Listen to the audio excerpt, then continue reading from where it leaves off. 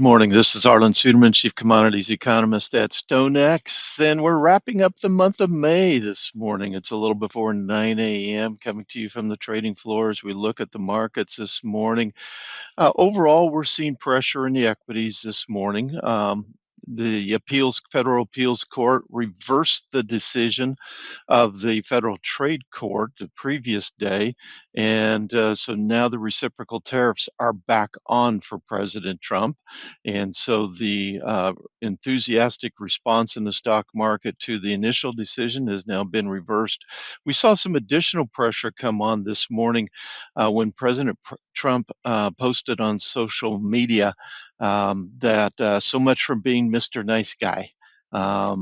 And he was referencing, and he had quite a long post actually that I read, talking about how he had been the nice guy to save the Chinese economy from disaster by agreeing to the 90-day pause on the tariffs back on May the 11th to try to save the Chinese economy, and that China had been violating the agreement.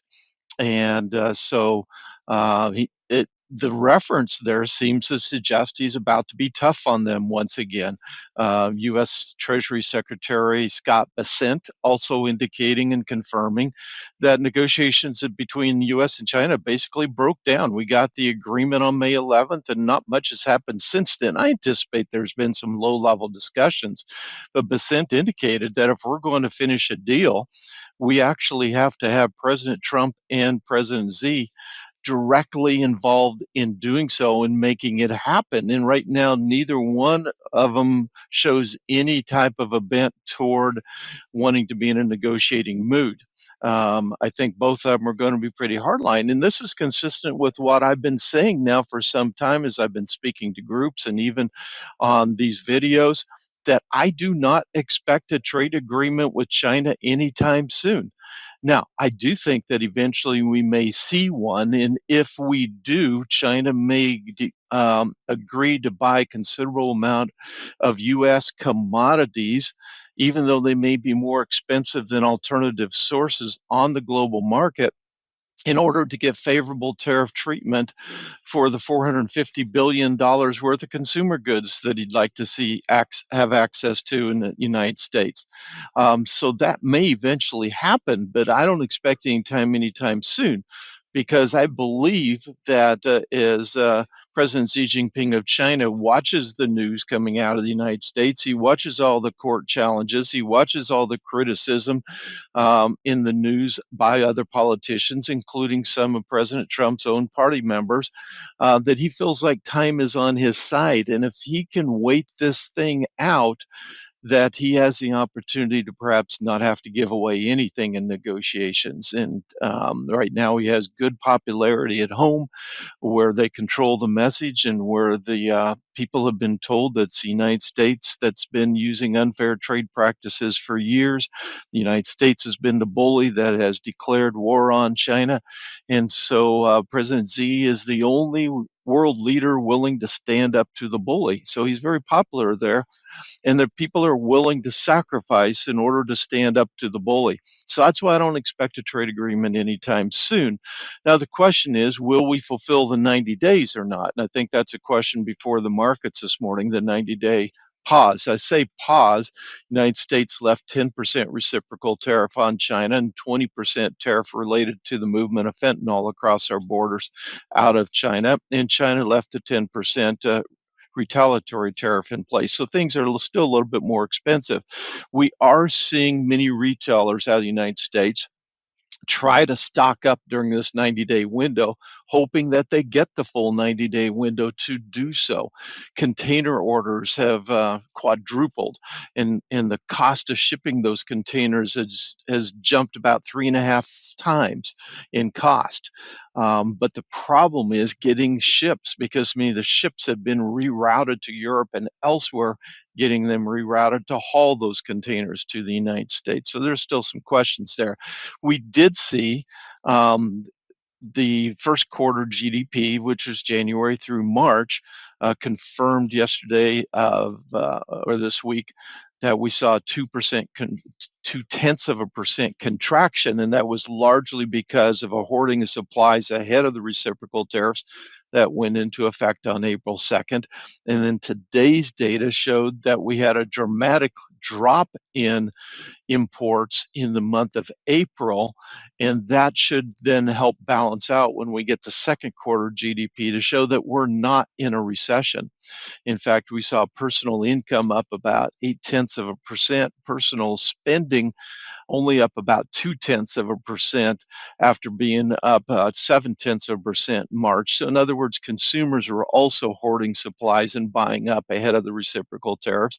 Their incomes remained good in April, but as consumer sentiment tumbled amid the uncertainty in April, they pulled back on spending. Now, this week we saw consumer confidence surging in the month of May, still at relatively low levels, but dramatic improvement as consumers are starting to feel better about this whole trade war thing. And so we anticipate the data will eventually show an improvement, therefore, in spending as well. The inflation data this morning, the PCE inflation data showing inflation continuing to slowly work lower. In fact, the headline PCE number, 2.1%, just above the Fed's 2% mandate. The core PCE index at 2.5%, working lower. So moving in the right direction. Now we'll see what future inflation data shows going forward.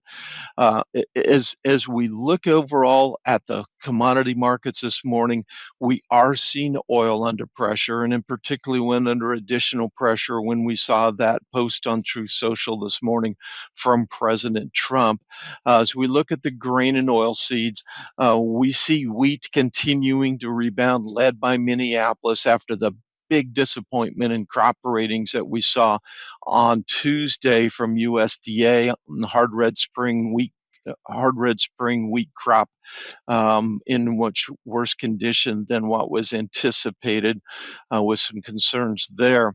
But overall, the corn and soybeans seeing pretty good growing conditions. We do have some planting delays in portions of the Midwest, particularly in the eastern Midwest, Ohio, just a little over half the corn crop planted as of Sunday, and along southern region, the Ohio River Valley, where it's been quite wet. Overall, the crop as a whole still doing pretty well. The crop ratings a little bit lower than normal for the first one of the year. A lot of that was due to the cool weather, and when you have cool weather, the corn just doesn't look very good. It has a little bit of a yellow color because with the cool soil temperatures, we have trouble moving the nutrients up into the plants. But as you get warmer temperatures, which over the next week we are expecting, that should give us a boost. Now, we're going to have to see some rains in some of these areas, particularly northern Illinois, northern Indiana, and some of the surrounding areas are going to be starting to dry out, particularly as the heat comes back. But overall, the weather pattern looking pretty good so far. Thus far, no indications of that hot, dry conditions that so many of the forecast models have been calling for central and western portions of the Midwest. We did have some news in the biofuel front, and that has soy oil prices breaking lower, breaking through some levels of chart support. Soy oil had been trading kind of a sideways trading range, primarily 48 to 50 cents, in anticipation of a favorable RVO reading, renewable volumetric obligations, or the biomass diesel production mandate, to say it another way. That is still expected to come out at any time. Could come out today for that matter. A lot of times those announcements are made on a Friday, or it could be next week, but we do expect it soon, and it's expected to be positive. But yesterday, Reuters printed a story that the White House was considering clearing the deck of all of the small refinery exemption requests going back to 2016. We didn't see this story as anything new, but it spooked the markets, and so we saw some more selling of the soy oil. And so not really a surprise to us. We're still expecting an overall RVO plus SREs that will be net positive for demand for soy oil and canola oil, basically the domestic oils, particularly if the 45Z guidelines moving through Congress continue to exclude feedstocks from outside of North America. That's still a big question mark, but that's the way it was worded in the House bill that passed, and now it's in front of the Senate. But for now, that means soy oil breaking lower, and that's giving a little bit of pressure to soybeans as well. But otherwise, not a lot of movement. One of the things that we're seeing is basically these commodities, particularly ag commodities, seemingly desensitized to all the tariff headlines now. We're just not seeing much movement from the tariff headlines. Doesn't mean that it couldn't happen, but frankly, if you look at the tensions with China, I think the market has pretty much accepted the fact that we're losing soybean demand to China once they come back, which is basically they're not going to come back until the cheaper soybeans from South America run out sometime probably in the fourth quarter of the year. But that market was going away anyway. This may speed it up a little bit, but that's a foregone conclusion type of a thing. So really not responding. They're focused more on rainfall in major producing areas, demand factors in the domestic front with the biofuel news, etc. Supply and demand fundamentals, not the tariff headlines. Crude oil a little bit more because of how it affects the economy and therefore demand for energy, but otherwise not as susceptible to the big moves that we saw in the month of April when the headlines would swing the markets, and less sensitive than what we see in the equities. So that's it as we wrap up the month of May. I hope you have a good weekend, and we'll be back with you next week. Be sure to click the subscribe button if you want to get more content like this, keep up with what's happening in the commodity market.